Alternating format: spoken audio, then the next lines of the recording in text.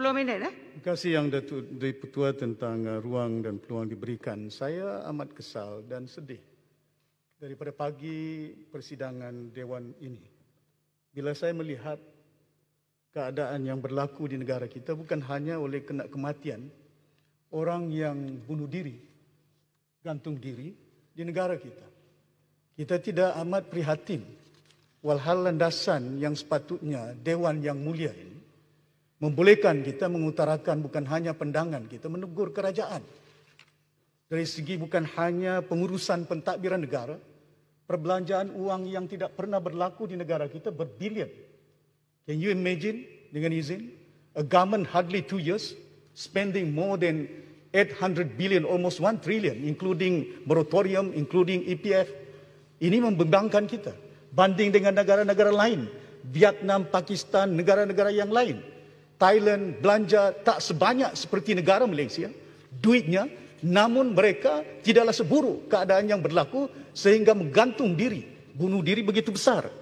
Dan ini berlaku bukan hanya oleh kerana masalah rakyat. The problem is the government, not the people, not the MP opposition yang ada. Problem is the government. Kalau kita melihat the persoalan dari segi trust, rakyat tidak yakin dengan kerajaan pada hari ini untuk mengurus tadbir negara ini masalah sama ada berhubung kait dua perkara yang penting yang perlu diurus. Pertama ialah COVID, kena membebitkan nyawa manusia. Kedua ialah ekonomi. Dan dua perkara ini is correlated. Dia tidak boleh diurus tadbir berasingan. Kena dia memberikan nyawa manusia, begitu juga melumpuhkan keadaan ekonomi negara kita. Dan ini yang membimbangkan kita. Pengurusan kerajaan. Bayangkan hari ini kita baru dipahamkan tadi tentang darurat. Dah belanja duit puan. Kewangan amanah negara, kumpulan yang hampir 5 bilion. Dan belanja ini macam mana? Is it legal or illegal? Since darurat menggunakan ordinance yang dah pun diluluskan. Saya nak persoalkan. Ramai bukan beratus, beribu rakyat di negara ini compounded. 40,000 buka restoran oleh kena ada meja, lepas itu 30, selepas 21 yang diturunkan tadi revoke. Who's right to revoke ordinance? Yang proclaim ordinance ialah Agung. He should be the one who tell the world, the country that revocation is done dengan izin. Ini kita tak tahu. Kalau sebenarnya darurat itu dah di-revoke, kenapa lagi masuk dalam agenda kita? Di parlimen ini. Dibahaskan. Dan dinyatakan dalam agenda. Ini yang saya kesal, ini yang saya bimbang. Sama ada kebenarannya betul ataupun tidak. Datuk Yang Dipertua, saya bimbang. Kalau kita melihat pengurusan pentadbiran kerajaan tentang COVID ini, there is no proper coordination. Red tape is there. Bayangkan, COVID ini tidak ada bezanya dengan influenza, dengan penyakit-penyakit yang lain. Lagi berat sakit jantung, nak putung jantung kita. Lagi berat kanser. Ini cuma poke the needles into your arms. Masalahnya kita tidak dapat vaksin yang lebih awal. How do you overcome this problem? Scientists dah nyatakan, if you vaccinate the people, sekurang-kurangnya 80%, 70% of the life will be saved dengan izin. Tapi ini tak ada vaksin diperolehi. Mengapa vaksin lambat kita perolehi? Negara lain awal, Vietnam dapat, Thailand dapat, Saudi dapat, Malaysia tak dapat. Apa pasal? Belanja sudah habis. Saya tak sebut. Saya tak kata adakah harga tak patut, tak sesuai. Bayangkan ada syarikat kerjasama di peringkat negeri Sabah untuk membekalkan yang tak ada kena-mengena tentang hubung kait dengan mengatasi masalah COVID ini. Nyawa manusia yang kita rasa dan nampak dengan mata kita dah tergugat.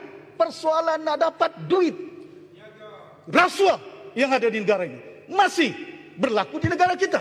Sempurna. Takkan kita tak sedar, takkan kita tak insaf. Rakyat mati di negara ini.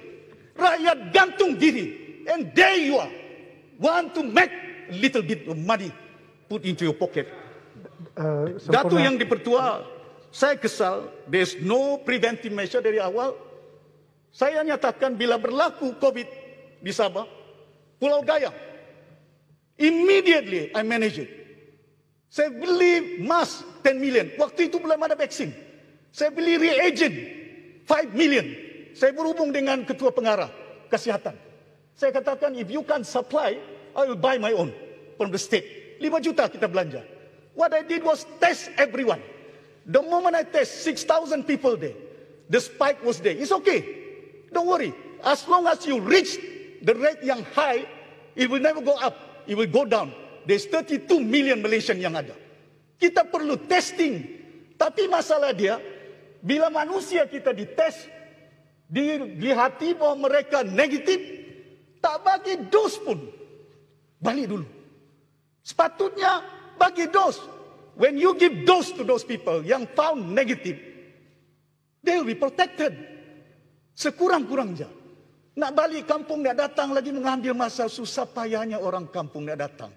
Nak buat testing. Lepas itu, dijangkit. Have to wait another 14 days. Sepatutnya sistem yang ada, dah 14 hari, orang kita found positif. Wait for 14 days. Letak di quarantine center. Before they go back, make sure they vaccinate them. Tapi amalan ini tidak berlaku di negara kita. Tidak ada kerjasama bukan hanya dengan pihak swasta. There must be a mass mobilization. Public services, private sectors yang ada. Bayangkan, kalaulah hospital seperti Subang Medical Center, Prince Court, swasta yang lain, boleh melakukan pembedahan jantung manusia lebih berat. Takkanlah nak poke the needles. Private sector, we can't authorize them. Empower them. Bayangkan, kalau kita ada punya vaksin, bagi 1 juta dengan bala tentera. Dia ada dia punya unit kesihatan dia. Kota Raja pun bekas Menteri Pertahanan. Bagi dengan tentera 3 juta. The frontliners including dia punya keluarga. Within 2 months they can settle that. Bagi dengan universiti pelajaran yang ada, Kementerian Pelajaran. Dia tahu di mana lecturer, dia tahu di mana students. Delegate to them. Don't have too many red tapes yang ada di negara ini. Sehingga nyawa manusia, ini buka sekolah tadi, dah yang hormat sebut. Sekejap buka, sekejap tutup. Bila ada spike, tutup. Vaccinate the people. Then you open up. Ini tak. Kita gunakan darurat. Semakin banyak manusia mati. MCO can be used. Tapi MCO ni kena diurus tabir dengan baik. Hilang spike di Kelang. Ada kes di Shah Alam. Bari Bebatu Perlis punya kilang tutup. Manusia kalau ada diabetik dia Datuk yang dipertua. Ada sakit diabetik dia. Kaki dia yang sakit. Ini tubuh badan manusia. Jangan putung kepala, putung kaki. You close down, Shah Alam is okay. Ada spike. Nak tutup kat Perlis buat apa? You lumpuhkan ekonomi negara kita. Mana kebijaksanaan pengurusan? The problem is with the government. Not the people. Not the MP yang kita ada. But they don't know. They don't have the wisdom untuk mengurus takbir rakyat dan negara ini sehingga manusia kita berhadapan dengan berbagai gejala yang ada. Tinggal 1 minit. Itu baru COVID saja. Saya belum sentuh tentang ekonomi. Dan ini yang saya harap sungguh. Tentang unemployment yang ada. Saya bimbang. Yang dah ada kerja pun dah habis dah. Yang cari kerja pun dah habis dah. Bila saya sembang dengan anak saya, dia katakan, Papa, dulu ada franchise Papa Rich. Sekarang ini Papa Poor. There's no longer Papa Rich punya franchise. Why? Middle income earner yang kita bina selama ini, the collapse dah. Duit belanja daripada 300 bilion belanjawan yang lalu. Sekarang ini nak belanja lagi. Takkanlah tak minta kelulusan daripada parlimen. Perundangan yang ada, halalkan segala perbuatan. They must be accountable. Question dibentangkan supplementary budget must be done immediately. Jangan tunggu belanjawan akan datang. You imagine, hutang negara kita more than 1 trillion yang ada pada hari ini. Kematian manusia. Macam mana kita nak hidupkan? keadaan ekonomi negara kita. Private sectors dengan swasta perlu kerjasama. Dasar yang ada tak selari. Ada syarikat yang kita katakan labor intensive. Ada syarikat yang kita katakan automation, mechanization. Tapi dasar dia bagi 30% hanya boleh kerja. Kalau labor intensive, pekerja dia 1,000. Kalau mechanization, pekerja dia 5 orang. You buat dasar 30%, yang 1,000 ada 300 orang boleh kerja. Yang 5 orang, 30% tinggal 1 orang. Mati dia kerja. Boleh celah. They don't look at all the structure of the economy on the ground. It's not top down, it's bottom up. Dengarlah suara rakyat, dengarlah rintihan rakyat di negara ini. Minta pencerahan. Jangan hanya kita anggap diri kita, semuanya kita tahu. Boleh celah. Boleh saya celah. Terima kasih. Terima kasih Datuk Seri Speaker. Saya nak tanya Sempurna. Kita dengar apa yang Sempurna kata, khususnya berkenaan dengan kegagalan pengurusan pada pihak kerajaan. Kita juga lihat bagaimana seakibat daripada perkara itu, maka kita lihat keadaan yang menekankan di bawah wabak COVID ini makin membesar. Dan kita juga ada dengar pengumuman hari ini Sempurna bahawa ordinan darurat ini dibatalkan. Ya, jadi soalan saya, dalam 6 bulan yang lalu, bukankah sepatutnya kita ada sidang parlimen supaya di situlah boleh kita bawa masalah-masalah ini dan kita juga boleh memberi pendapat daripada semua ahli parlimen supaya kita boleh cari bagaimana kita boleh mengelakkan semua masalah ini daripada berlaku. Saya tanya pandangan Sempurna. Perkara itu memang sebenarnya jelas sekali hari ini petunjuk Tuhan. Kita dah tahu dah, darurat ini diumumkan since when? Hari ini baru kita tahu revoke. Where's the transparency in this government? Tak ada parlimen yang ada. Kenapa tidak diadakan parlimen secepat yang mungkin? Bimbang tentang keadaan kita nak selamatkan nyawa.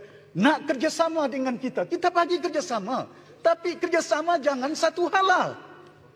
Ini kita bagi kerjasama, dia beli kita punya YB. Bagus punya orang. Jadi yang Datuk Speaker, saya tahu masa saya pun bimbang yang lain. Walaupun banyak perkara yang saya nak suarakan tentang ekonomi. Bukan hanya saya nak kritik kerajaan. Banyak pandangan.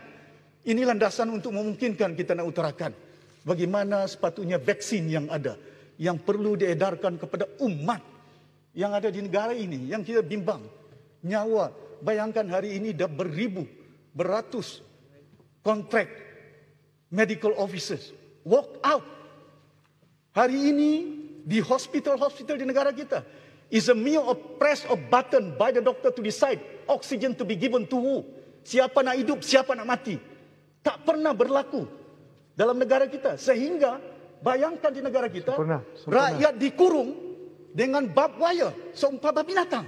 Is this how you work with your people?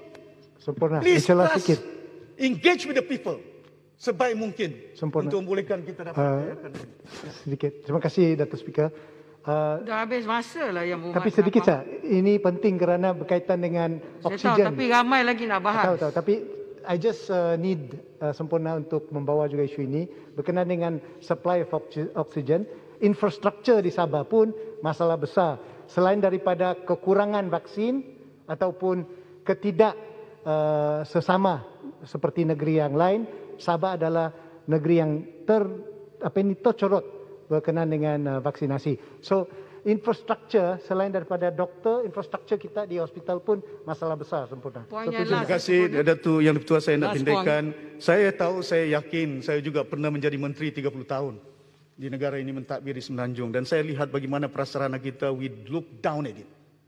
Prasarana cukup, kita katakan daif sangat di negara kita. Bukan hanya sekolahnya, hospitalnya. Semenjak Jua Cuming saya masih ingat. Tak ada kemudahan-kemudahan.